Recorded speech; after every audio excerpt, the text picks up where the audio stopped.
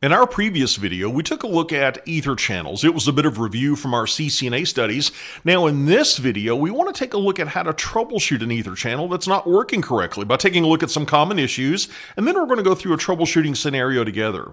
One of the most common reasons that an ether channel is not behaving as expected is the ports at each end of a link that's part of an ether channel, they're configured differently in terms of maybe speed, or they might have a different duplex setting, or a different trunk mode, or they might be configured for a different native VLAN, or they allow a different set of VLANs. After all, we typically are going to be setting up a trunk over an ether channel because an ether channel gives us a nice big pipe of bandwidth. That's a great place to configure a trunk because a trunk is carrying traffic for multiple VLANs. It potentially needs a lot of bandwidth. Another issue we could run into is we've got a misconfiguration in our PAGP or LACP settings. Remember PAGP, that's the port aggregation protocol. That's the Cisco proprietary protocol that will allow us to form a channel and allow a link to join an ether channel bundle. And if we're set to on either side, then we're not really running PAGP on that port. We're just on. And if we're set to on one side, we need to be set to on the other side, or else an ether channel is not going to be formed. Desirable, however, it will send out PAGP frames, and if the other side is set to either auto or desirable, then an ether channel is going to be negotiated, and this link is going to join an ether channel bundle. If both sides are set to auto, though, that's not going to work. Both sides are willing to become part of an ether channel, but nobody's initiating the sending of PAGP frames, so it never happens. It's almost identical. It's the same logic with LACP. We just have different terminology. Instead of the auto mode that we have with PAGP, we have the passive mode with LACP. And instead of the PAGP mode of desirable, we have the LACP mode of active. Yet another reason that we might have an ether channel issue is that we have a suboptimal configuration for our load balancing algorithm. Remember the scenario I walked you through in the previous video where we had this false sense of security that this PC was load balancing over all these different links going to a server farm, and really every packet going to all three of those servers was using the same link in our ether channel because it was based on the destination MAC address. And I suggested that we might want to make things a bit more random by considering both the source and the destination addresses, be those IP addresses or MAC addresses. And that way we'll take the last however many bits, 1, 2, or 3 bits of the MAC address of the source and destination, or the IP address of the source and destination, and we'll do a Boolean operation. We'll do an exclusive OR operation, and that's what adds the randomness to our link selection. Now, with this reminder of some of the different things that could go wrong, let's go out to a scenario where we have an ether channel that's not behaving as expected and see if we can fix the issue. Here in this scenario, we've got an ether channel set up between switches SW1 and SW2.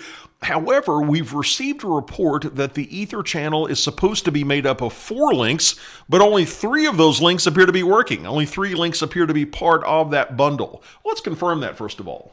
We can do that with a show ether channel summary command. And we see that we do have 4 links that are configured to be part of this bundle.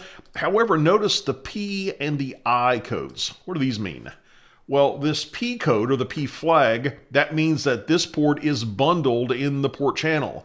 The I means it's independent, it's standalone, it's not part of the bundle right now. Let's see how things look from the perspective of SW2. Let's do a show ether channel summary. Same thing here. It looks like gigabit 1/0 on both sides has an I flag indicating that it is not part of the bundle. That's our challenge. How are we going to fix that? Well, let's check out the configuration here on SW2 to see if we can uncover any clues. We'll do a show run. And let's look at those 4 ports that are supposed to be making up that port channel. And the first one is 0/1. Then we've got 0/2, 0/3, and 1/0. Those appear to be identical in their configuration. They're all set to a trunking mode of trunk. They all have their PAG-P mode set to auto, meaning that we're expecting the other side to be desirable. We expect the other side to send us a PAG-P frame. Let's try one other thing. Let's do a show interfaces trunk. Look at this. In addition to having the port channel port trunking, we also have that gigabit 1/0 port trunking. So we know we've got a good connection between switches SW1 and SW2 on gigabit 1/0, but for some reason it's not part of the channel. Both sides from the output of our show ether channel summary command indicate that that port is told to be part of that channel group, but it's not. Based on what we've seen here on SW2, I don't see any misconfiguration, so I'm suspecting something is up on SW1.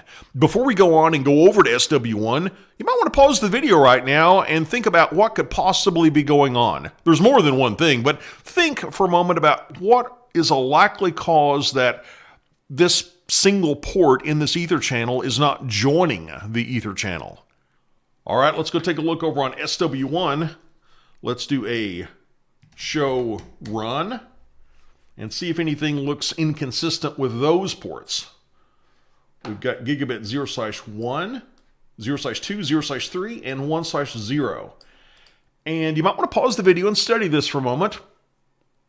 I'm spotting something. The PAG-P mode for the first three ports is desirable.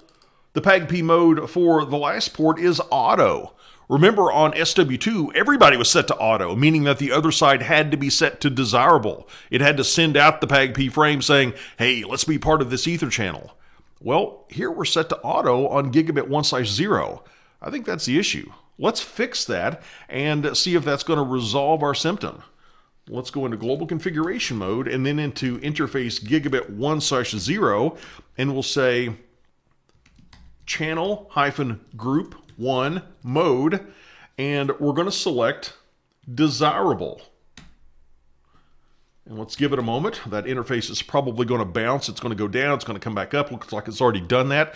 So let's see if it works now. Let's do a show ether channel summary command. Look at this. Gigabit 1/0 now has the P flag indicating that it is part of that channel. And if we do a show interfaces trunk command again, before we had the ether channel as a trunk and we had that port of gigabit 1/0, it was also its own trunk. Well, here, gigabit 1/0 isn't showing up independently because now it is part of that ether channel bundle.